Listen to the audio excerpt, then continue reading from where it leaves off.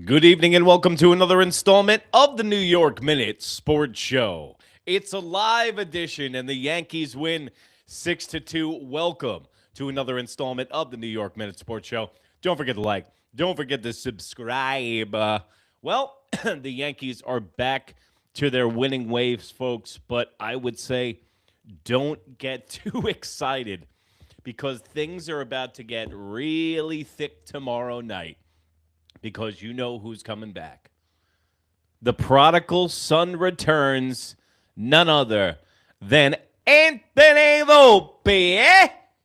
Yeah. So we're still doing this.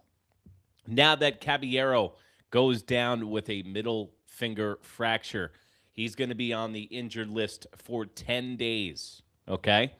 So we have Caballero down for 10 days, and Aaron Baboon Bubbles Buffoon, wow, came out today and said that even when, if Anthony Volpe does well and Caballero comes back, Caballero will still have the starting position from Anthony Volpe no matter how well he does. I would like to see it if Anthony Volpe comes back and tears the cover off the ball, which I don't think that he will at all, is the fact that Anthony Volpe is going to be lucky if he doesn't implode in front of our eyes. I don't know if you guys have noticed, but legitimately, in every AAA game, he has been blowing it. Ground balls through the legs, messing up on the base pads, and just bonehead plays. We got to talk about Anthony Volpe because if Anthony Volpe grew up in Iowa, the Yankees would have moved on from him a long time ago. And what I mean by that is they're in love with the story. What is better than an Italian kid from New Jersey growing up a lifetime New York Yankee fan and finally growing up and putting on the pinstripes? In his first year, he seemed like he was going to be a great Yankee for a long time. But you know what? Ever since he won that Gold Glove, it really seems like he has gotten worse every single year. Also, something that isn't in Anthony Volpe's defense is that the fact that Brian Cashman is a used car salesman. And what I mean by that is that Brian Cashman likes to build players up. The Martian, the left-handed Aaron Judge. If anything, Jason Dominguez looks very terrestrial. He looks like he's from this planet. He doesn't look like anything that we've never seen before. We've seen a lot of Juan Sotos. But what Brian Cashman does is juice these guys up so he can trade them at the trade deadline. But what happens when guys like Anthony Volpe and Austin Wells, who they cooked up to be these great future stars of the Yankees so they could trade them and bamboozle other teams into giving us their good players? This is what happens when you are stuck with the players in your farm system that you blew smoke up everybody's ass in Major League Baseball about. First, Anthony Volpe. We were told Derek Jeter baseball IQ. Better defensive shortstop than Derek Jeter. Hits for 300 average, can steal 35 bags when given the chance. And what did we get? We got Anthony Volpe, who hits 20 doubles, steals 20 bags, and makes bonehead play after bonehead play. Am I happy with the way that the Yankees handled Anthony Volpe? Absolutely not. And in Anthony Volpe's defense, he was brought up with Austin Wells a year ahead of schedule. Anthony Volpe and Austin Wells should have been down in spring training developing a long time ago. Now, you have two players that are offensively on the back of a milk carton and have not progressed since their rookie year. Now Anthony Volpe comes back, and I've heard the sports talk on the radio, and people are saying, oh, the pressure's not that much on Anthony Volpe. Oh, yeah? You wait. if Anthony Volpe plays tomorrow night, there's going to be pressure on him, and it's going to be self-imposed. The fans aren't even going to have to get on Anthony Volpe's case, and I know that they're away in Baltimore, but usually they're like home games for Yankee fans. But Anthony Volpe has to come back up to this team, and he needs to start producing immediately. I wonder if this is the last chance saloon for Anthony Volpe's career as far as the Yankees are concerned. I am very, very happy to see that Aaron Boone said that when Anthony Volpe, even though he's being brought up, when Caballero comes back, he is the starting shortstop. And that's the kind of player that we need. He hits 247. He's a spark plug. That's the kind of guy we need. And also, he has a cannon at shortstop. And I think that's the reason that they're putting Caballero on the 10-day shelf, is because the fact that he probably can't throw with the hand. He might not be able to grip a bat, but it couldn't have been that severe if they let him pinch run last night and he was sliding. So Volpe returns, and now we got to talk about Austin Wells. The Yankees have had zero production from the catching position for about 2 years now. I was talking to a friend on the phone today, and I go, remember the days of Russell Martin and Francisco Cervelli? And I remember talking to Yankee fans at the time when those guys were the catchers for our team, and they would go, man, we really need to upgrade that catching position. Francisco Cervelli and Russell Martin are 2 times better than Austin Wells and Escara. Now, I'm willing to give Escara a little bit more of a leash, strictly on the fact that he doesn't play consistently enough to get reps to see where he is with that batting average. Austin Wells, on the other hand, has been given chance after chance after chance. We don't need another defensive catcher. We need offensive production from the catching position, and we've known this for 2 years. In fact, we gave up all of our catchers and trades for pitchers and arms in this bullpen that we got now that's horse shit. And every time we go and play the Marlins, they got their, I think it's either Sanchez or Suarez, the catcher that we gave up for him, who's playing lights out. We just faced Gary Sanchez against the Milwaukee Brewers, who's 111, and he has a better home run, RBI, and average than both of our catchers. So, yeah, the Yankees win 6-2 tonight. Paul Goldschmidt looks great. I'd like to talk about him for a second. Paul Goldschmidt, everybody was kind of getting on the Yankees' case about, oh, man, look at this. We're bringing Paul Goldschmidt back. This is the perfect scenario for Paul Goldschmidt. What happened to him last year? Paul Goldschmidt was lights out for the first 2 months of the season, and then he fell off a cliff. He's got a lot of mileage. He's like a 2020 Honda with about 100,000 miles on it, okay? He's up there. But he's still fast. He's still got a good glove at first base, and he can still hit leadoff for this team, and he started the game with a home run today. That's when he can be effective.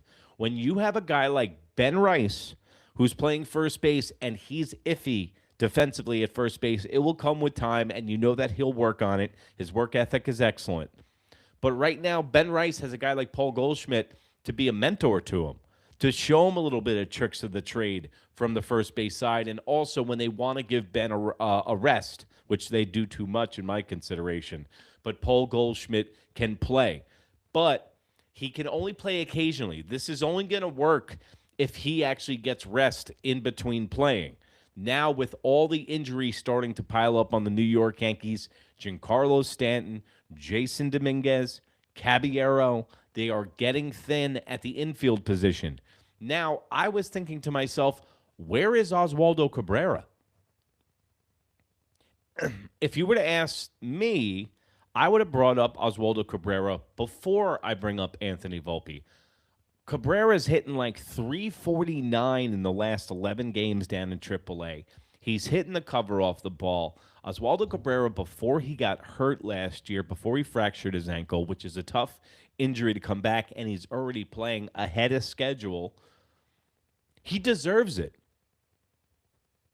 Anthony Volpe played himself out of a position last year.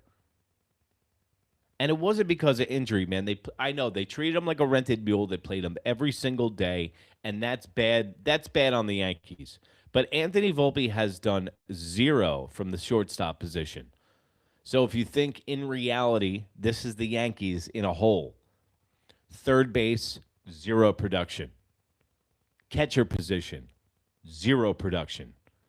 Now that Caballero's out, the shortstop position, now that's going to be zero. Jazz Chisholm, zero from that position at the second base position. Long are the days that I yearn for Gleyber Torres. You know, he was a knucklehead, but he was our knucklehead, and I would rather have him over Jazz Chisholm right now. The Yankees also have 5 players hitting underneath 215.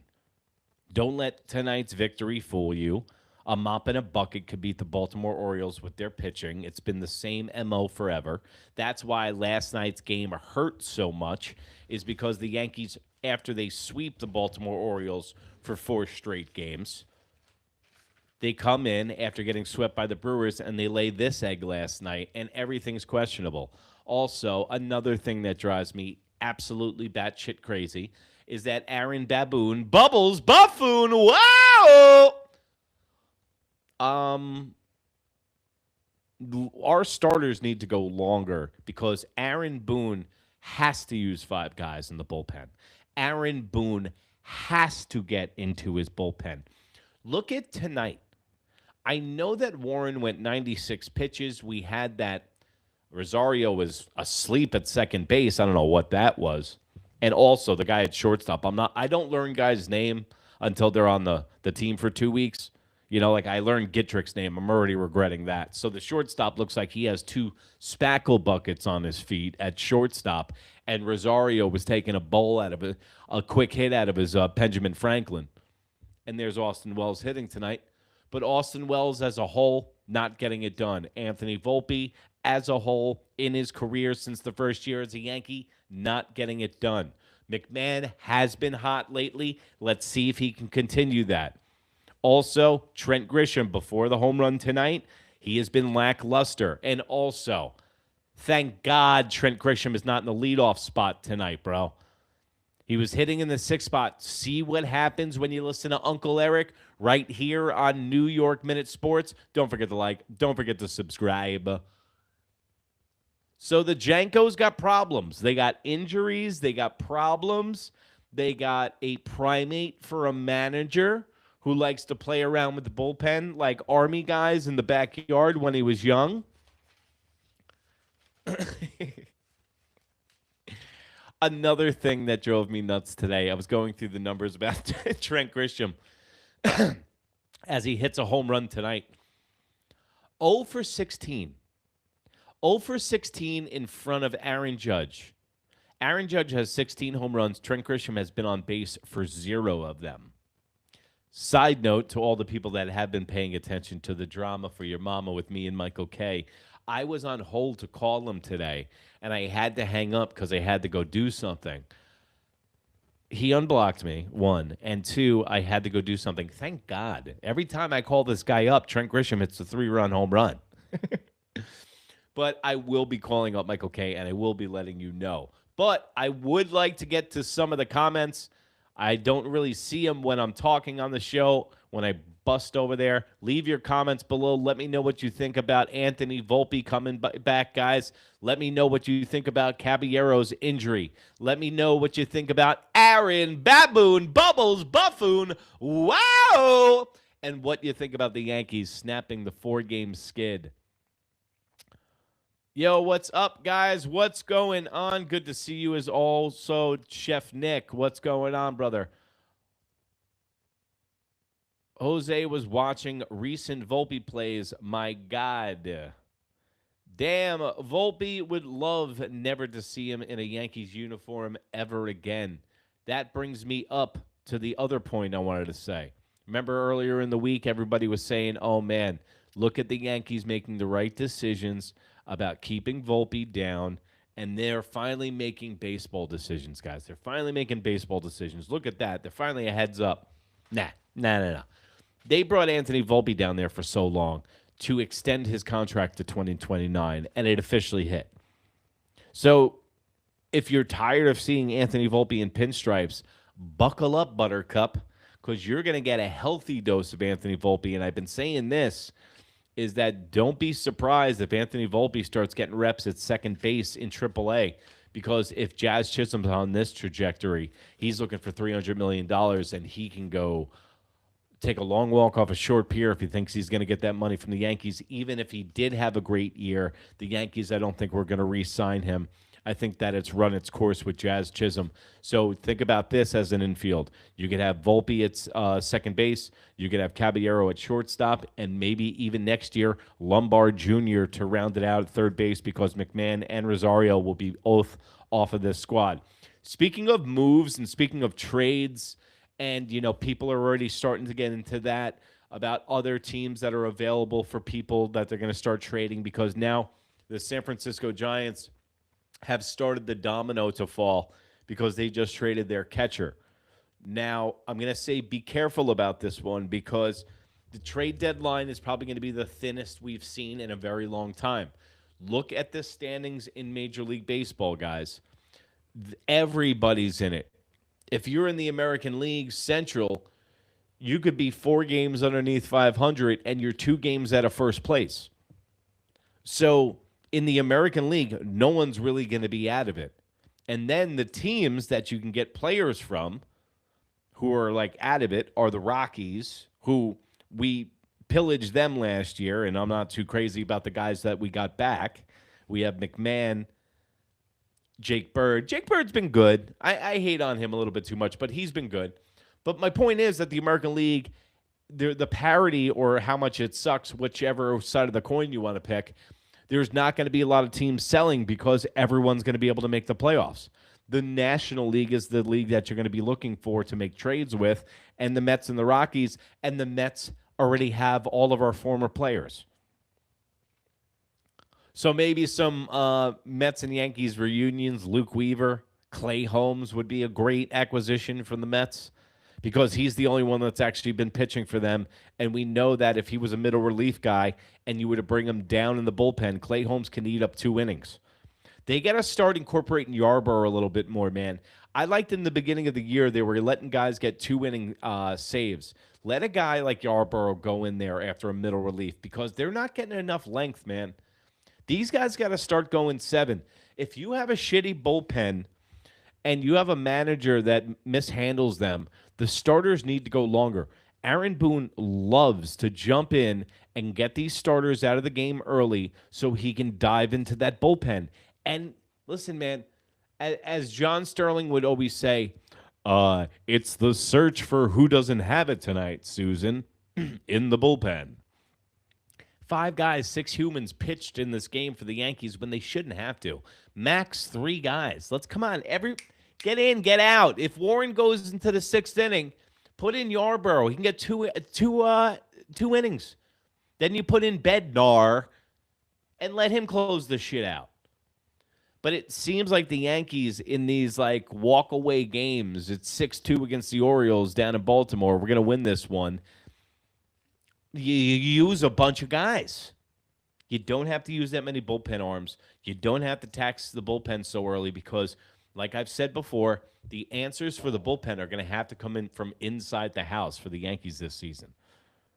It's going to have to come from the farm system. They do have 2 or 3 guys that they can bring up, and hopefully these guys are the goods. You know what? Totally cool, yeah. Grish trade value. It has improved, but he's not going anywhere. Grish and some other peeps for Trout. You know what's so funny, though? The rumor is if Trout was to leave the Anaheim Angels, you know where he's going? He's going to the Philadelphia Phillies. He grew up a Phillies fan. He's an Eagles fan, loves the area. Apparently, that's what his dream is. So, listen, I wanted to get on here tonight. I wanted to do a live broadcast. I'm going to start doing a little bit more of the live broadcast. I'm also going to start doing live broadcasts for the members only here at New York Minute Sports. That's right. You can join the members only. It's $1.99 a month. I know it says $2.99 on there, but YouTube has to tack on an extra dollar. And when you sign up, I put it for $1.99, and they told me it was $2.99. So my bad on that. But with the membership, you guys are going to have interactive live. I'm going to work on a call-in show where people can have video and they can call in with their phones. Also, going to have some extracurricular videos on here where we're going to be reviewing movies. We're going to have a bunch of content on here for you guys. The New York Minute Sports Show is going to be expanding a little bit to a little bit more sports, to a little more stuff. Let me know what you guys want covered. It's only $1.99 a month. You're going to get a lot of content, and you're going to get the New York Minute Sports Show every night here on New York Minute Sports. It's New York Sports for New York Nuts. Don't forget to like. Don't forget to subscribe and visit the New York Nuts merch store. That's that beautiful blue link. You can check out all the T-shirts that we show during the show, all made in the USA, just like me. And remember, if you can't be good, be bad, baby. Good night, Canada. Oh, the game's at 1:05 tomorrow. Game's at 1:05 tomorrow. Game is at 1:05 tomorrow. They switched it because of the weather. Do not miss it. I would actually just like to do this because I went on here tonight because by the time I post this, it's going to be like midnight. And then the game starts at 1 o'clock. So there's going to be 6 minutes for you to watch my post-game show. So I want to get on here live. Game's at 1:05 tomorrow. Good night, Canada. Bye.